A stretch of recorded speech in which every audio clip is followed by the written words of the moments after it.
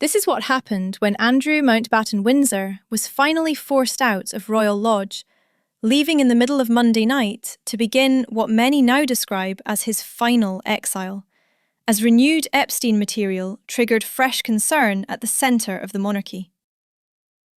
This video lays out the confirmed facts of that departure, why the timing mattered, where he has gone, how long this removal had been building, and what it says about his position inside the royal family today.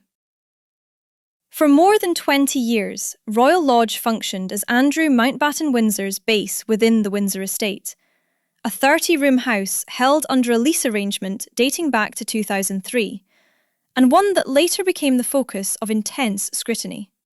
That long chapter ended quietly, and it ended at night. Just before Tuesday, February 3rd, 2026, Well, Patrick, as you saw first reported in The Sun, Andrew Mountbatten-Windsor has now relocated from Royal Lodge near Windsor Castle and has moved to a property on the Sandringham estate, as you said, belonging to His Majesty the King. Now, this isn't going to be his permanent home, but this is basically a pit stop, as it were, before he ITV News reported that Andrew Mountbatten-Windsor left Royal Lodge in the middle of Monday night, with no announcement beforehand and no public statement afterwards.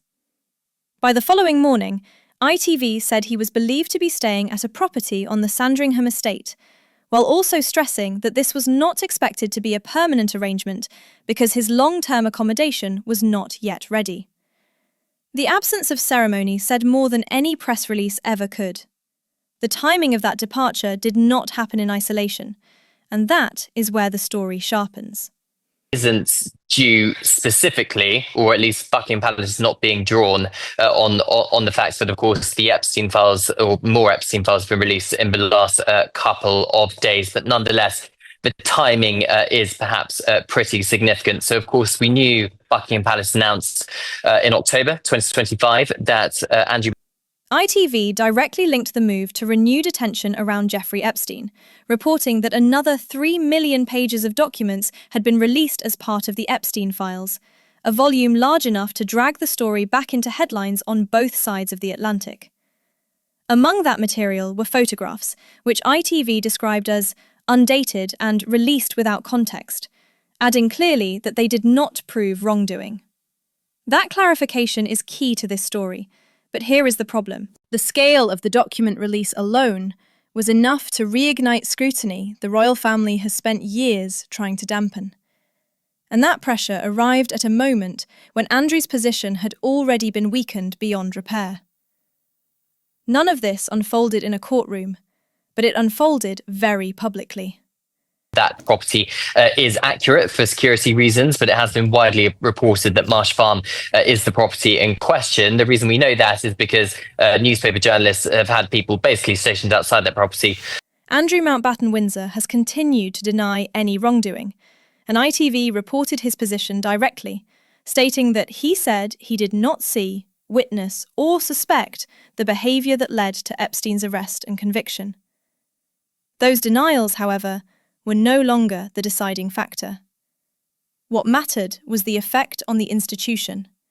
And this is where the story shifts from personal scandal to royal containment. The move out of Royal Lodge had been set in motion months earlier, long before the Monday night departure made headlines. In November 2025, ITV reported that Buckingham Palace confirmed King Charles III had begun the formal process of stripping Andrew of his remaining titles, at which point he would be known as Andrew Mountbatten-Windsor. For a number of months now, and we have seen over the last couple of weeks security cameras being put up. We have seen big privacy fences being put up as well. But Royal Lodge, Patrick, a 30-room mansion, this by royal standards, significantly smaller, not many bedrooms, is a bit of a dump at the moment. Of course, I'm sure by the time Andrew moves into it, it will not be a dump. And I think by anybody watching this programme standards are going to think, well, it's still a pretty big property. At the same time, notice was served for him to leave Royal Lodge, with plans already in place for him to relocate to accommodation on the Sandringham estate. Crucially, ITV also reported that this new arrangement would be privately funded by the King, a detail that speaks volumes about the desire to remove public funding from the situation altogether. That decision changed everything. Public scrutiny intensified further in December 2025, when ITV reported on evidence given by the Crown Estate to the House of Commons Public Accounts Committee.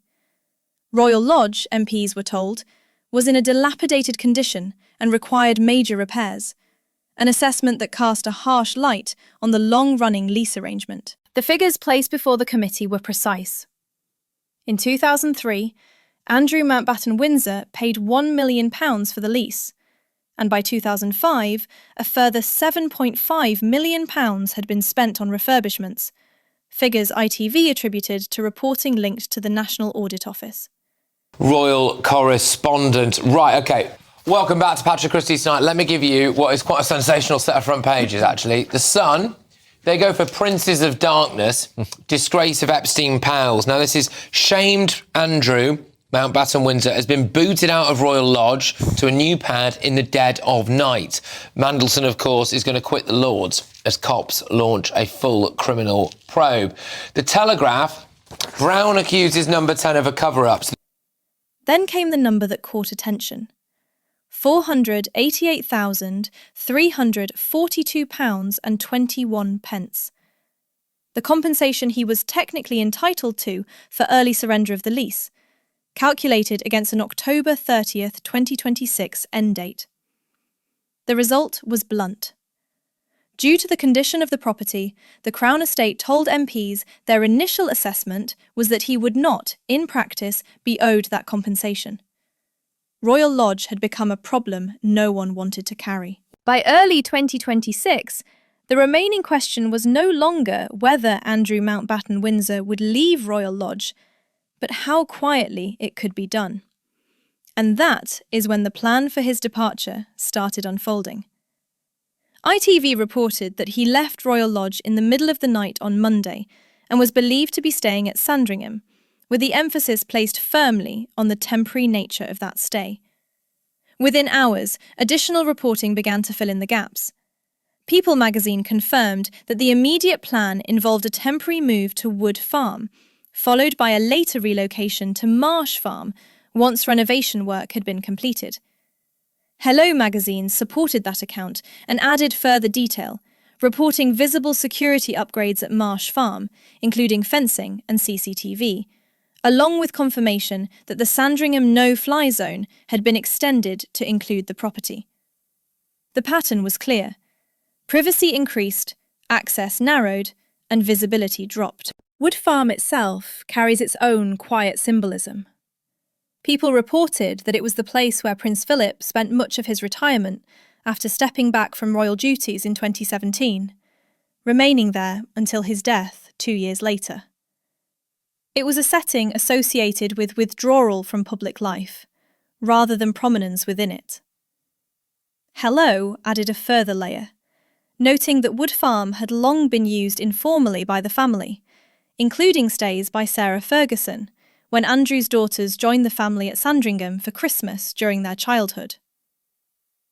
From Royal Lodge at Windsor to Wood Farm at Sandringham, the direction of travel could not be clearer. As Andrew's relocation became public, the tone from other members of the royal family remained careful and restrained. People reported comments from Prince Edward, who said, "It's really important to remember the victims." His words avoided names and details, but the message was unmistakable, and it aligned with the wider repositioning already underway. The family line had shifted. It is equally important to be clear about what this moment does not represent. ITV stressed that the newly released Epstein photographs were undated, lacked context, and did not prove wrongdoing.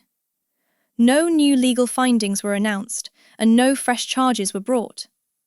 This was not a legal judgment.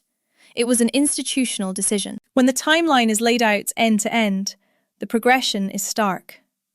A lease secured in 2003, millions spent on refurbishments by 2005, Epstein's conviction in 2008, formal action taken by King Charles III in November 2025, parliamentary scrutiny in December, And then the quiet departure in the middle of Monday night in early February 2026. Each step reduced Andrew Mountbatten-Windsor's space inside the royal family, until there was almost none left.